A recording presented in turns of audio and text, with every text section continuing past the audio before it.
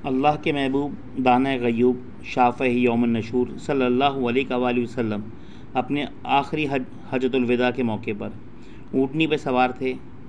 آپ کی اونٹنی پہ حضرت فضیل بن عباس رضی اللہ تعالیٰ عنہ ساتھ سوار تھے۔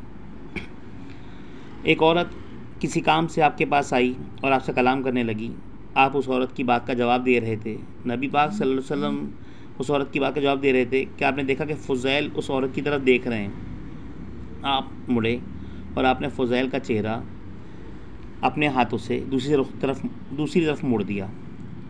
جب آپ نے یہ رخ موڑ دیا تو یہ منظر دور سے کھڑے حضرت عباس رضی اللہ عنہ آپ کے چچا جان بھی دیکھ رہے تھے۔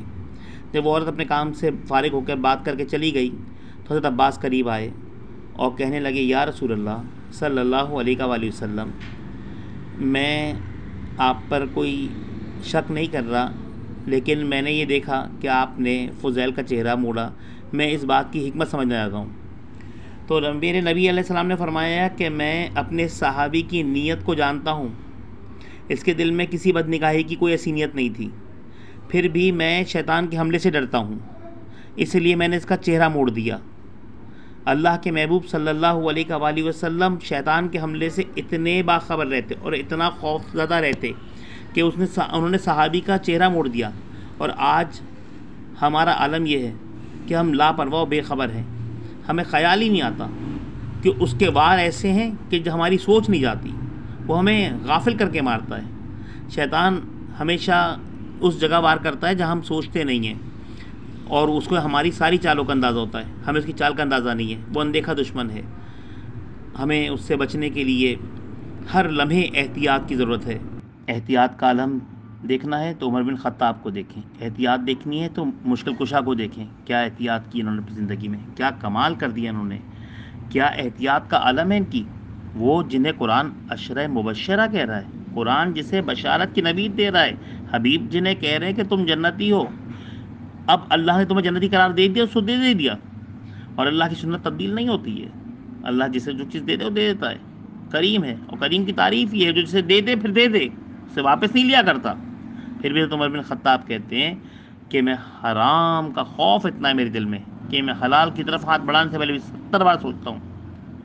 یعنی حرام چیز کا خوف ایسا ہے کہ میں حلال کی طرف ہاتھ بڑھانے سے پہلے بھی 70 بار سوچتا ہوں۔ یہ عالم حضرت عمر بن خطاب کا ہے، وہ جو محدث امت ہیں جن کی زبان پہ قرآن کی آیتیں نازل ہوتی ہیں، اور وہ مشکل کشا حیدر کرار، ہے وہ جنت کے مالک ایسے ہیں، وہ جن کے دونوں شہزادے سرداران جنت ہیں، جن کی جوزہ خاتون جنت ہیں۔ اس کے بعد ان کی احتیاط کا عالم یہ ہے، وہ کہتے ہیں کہ تمہاری دنیا کے حلال اور حرام میں دونوں سے اجتناب کرتا ہوں، کیونکہ تمہارے حرام میں عذاب ہے اور تمہارے حلال میں حساب ہے، نہ میں عذاب میں پھنسنا چاہتا ہوں نہ میں حساب میں پھنسنا چاہتا ہوں۔ اسی لیے ان کی احتیاط کا عالم یہ ہے کہ وہ دونوں کی طرف ہاتھ نہیں بڑھاتے۔ آپ جتنا حلال بھی جمع کریں گے نا، اس کا حساب دینا پڑے گا۔ تو مشکل کو کہتے ہیں میں حساب کی جھنجٹ میں نہیں پڑنا چاہتا، تو بضرورت و کفایت جو ہے نا مجھے بس اتنی روزی ملے۔ تو اللہ تعالیٰ سے یہ اس طرح کا معاملہ کرتے ہیں۔ اور آج ہماری بے احتیاطیوں کا عالم یہ ہے، ہماری بے باکیوں کا عالم یہ ہے کہ ہمیں خیال ہی نہیں آتا کہ ہم کب کہاں کیسے، بس مال آنا چاہیے، کب کہاں کیسے ہم سوچتے بھی نہیں ہیں۔ لیکن ایک ایک شے جو حرام کی حلال میں شامل ہو گئی وہ سب کو برباد کر دے گی۔